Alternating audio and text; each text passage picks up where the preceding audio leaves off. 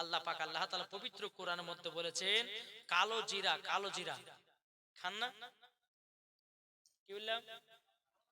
আল্লাহর পবিত্র কোরআনে বলতেছে কালো জিরা হচ্ছে প্রত্যেকটা রোগের জন্য শেফা। জোরে বলেন। এখন বৈজ্ঞানিকেরা এখন পর্যন্ত ক্যান্সারের ওষুধ ধরে পায়নি, পেয়েছে? কিন্তু এখন বৈজ্ঞানিকেরা কোরআনকে সার্চ করে দেখতেছে, বুঝে ক্যান্সারের ওষুধ পাওয়া গেছে, সেটা হচ্ছে কালো জিরা। এটা জোরে বলবেন না?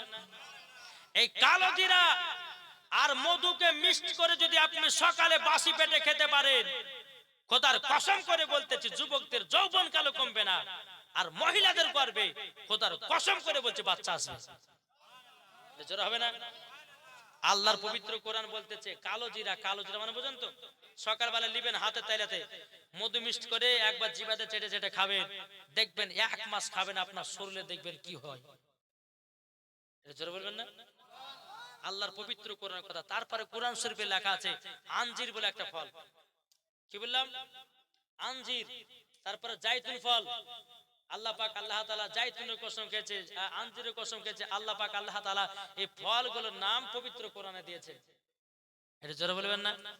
তাহলে এই ফলগুলো আপনারা খাবেন ইনশাআল্লাহ। আপনি বলতেছে মায়েদেরকে, মাগো যে কালো জিরা আর মধু যদি আপনি কন্টিনিউ যদি খেতে পারেন, ইনশাআল্লাহ আপনার ক্যান্সারের রোগ আপনাকে আক্রমণ করতে পারবে না।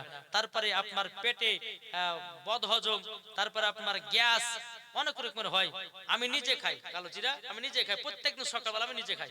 এই যে এত রাত জাগছি বাবজি সোনা মানিক, মনে হচ্ছে আল্লাহ পাক আল্লাহ তাআলা এত শরীরে শক্তি দিয়েছে, মনে হচ্ছে 2 মণ 3 মণ একবারে মানে চাড়ে ফেলে দেবো তাহলে দেখি বুঝছে।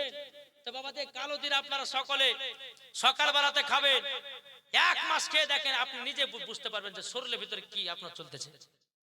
তাই মায়েদেরকে বলছি মা আপনারা খাবেন ইনশাআল্লাহ কালো জিরা মধু, বুঝতে পারলেন না? কালো জিরা মধু খালি পেটে বাসি পেটে খাবেন, দেই 1 গ্লাস পানি খেলেন। তারপরে বাবাজি যদি পারেন আঞ্জির, এখন আঞ্জির বহুত বিক্রি হয়েছে বাজারে। তারপর জাইতুন ফল, দেখবেন জাইতুন ফলের একটা রস পাওয়া যায়, ওই রসটাতে খাবেন, দেখবেন বাবাজি আপনার শরীরের অসুখ বিসুখ আল্লাহ পাক আল্লাহ তাআলা দূর করে দিবে। জোরে বলেন সুবহানাল্লাহ। এই বলে আমার বক্তব্য সমাপ্ত করলাম।